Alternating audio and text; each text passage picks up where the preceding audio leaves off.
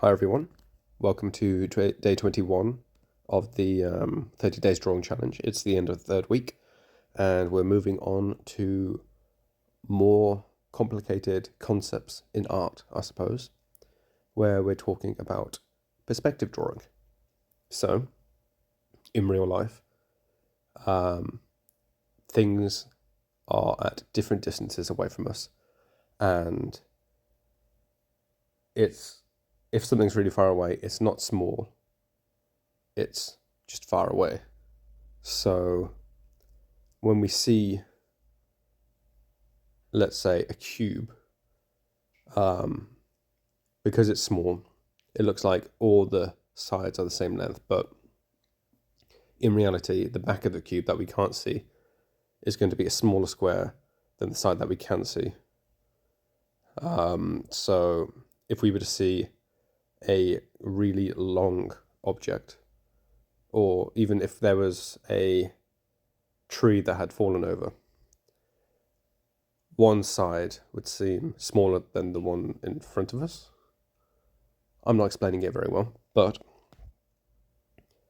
to do this in drawing, we have to start by drawing the point of our perspective where we are looking, and then we have to draw lines towards us. In this case, when we do a cube, these 4 lines are going to cut through each one of these corners, and then we're going to draw a matching square behind it. And because these lines are going to a central point,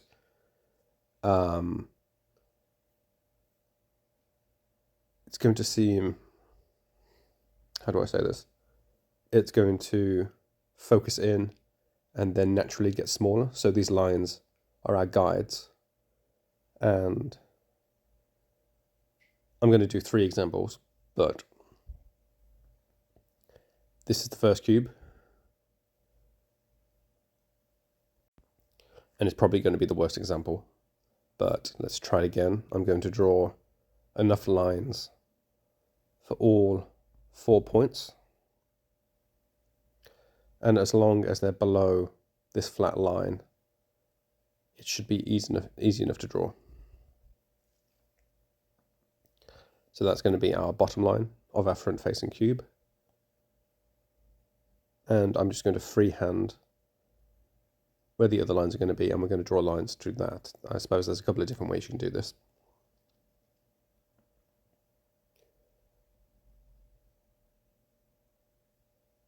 And for this very simple version of perspective drawing, let's just treat this front-facing face as just a normal square. So all sides are going to be at the same angle, same length. And now we're going to be drawing these straight lines through each corner after we've drawn the face, like so. And that will be our guide for drawing the square behind it.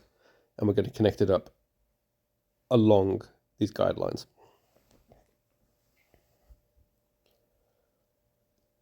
Like so. And what you could do if you wanted to take this a step further is just use this for your planning phase, but when you actually have created your cuboid, cut shapes out of it like we have in the previous lessons, and that will create even more complicated structures in a single point perspective. I believe that's what we're going to be doing in following lessons, but just as a basic concept, you can just start with very basic shapes.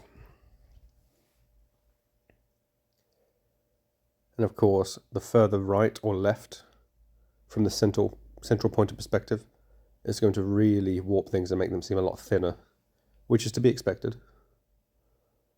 Next time you're outside and you see a very clear skyline, just treat this line in the middle as your skyline and just pay attention to how thin things look the further to the right they are compared to the center.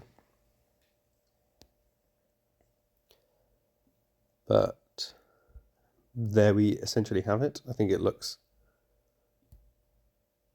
correct. And what you can do at the moment is, if you treat this bottom segment between the two cubes as a road, and that circle in the very center is the end of this really long straight road, these two cubes actually look like buildings facing into each other.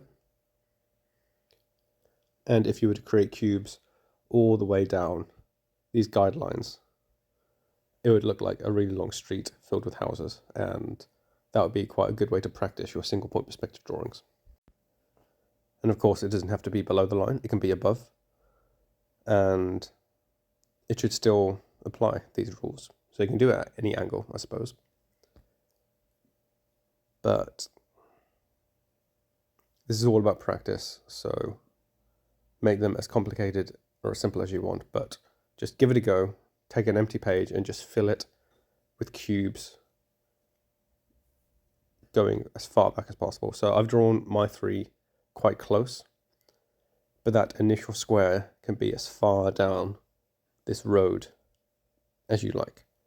And if you want to go one step further, you can introduce more shapes to this road. You could introduce 2 additional lines between these cubes, and these could be your sidewalks or a very central strip, and that can be an inner marking of your road markers.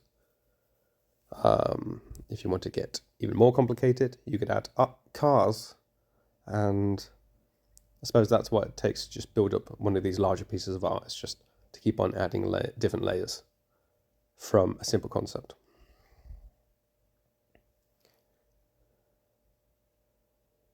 Now, I wasn't the most accurate attaching the lines to the corners of this first square, so it looks a bit wonky. But once we outline them, it looks as good as ever, I think. So we're going to get into more and more complicated stuff as we go into our final 10 days now, which is quite exciting. Let me know how you get on, and most importantly, is there any lesson you want to spend more time on? Because I can always go back in a single episode and just spend a bit more time on it. No issues with that. In fact, it will give me more content. And on the subject of content, after these 30 days are up, I was thinking of doing 3 parallel series. I haven't landed on anything yet, but something along the lines of,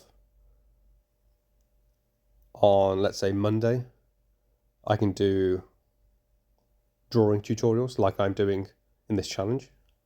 On a Wednesday, I could do the basics of animation. And then on the Friday, I could do 3D rendering on softwares like Blender, which I've never used before, but I'd be happy to learn it alongside of all of you. I guess another option is I can just draw different things without much technique behind it. Or I could just do another, I suppose, 28 days of drawing. Do let me know, because you're the people who have to watch it. Let me know what you'd be interested in. And hopefully at some point down the line, we can all get together and think of what I should call you guys. I can't exactly call you. No, I'm not even going to say it. I'm trying to base it on the channel name, but it all seems too insulting to myself and all of you. But we'll come up with a name for each of us. And getting back to this piece, after outlining all of the shapes with a stronger brush, it actually looks quite good, I think, for very beginning of perspective art. And later down the line, we can focus more on single point perspective, or we can move on to 2-point perspective as well, which is more complicated for me. I'm not very used to it. I'm not very good at it, but I'm looking forward to learning it.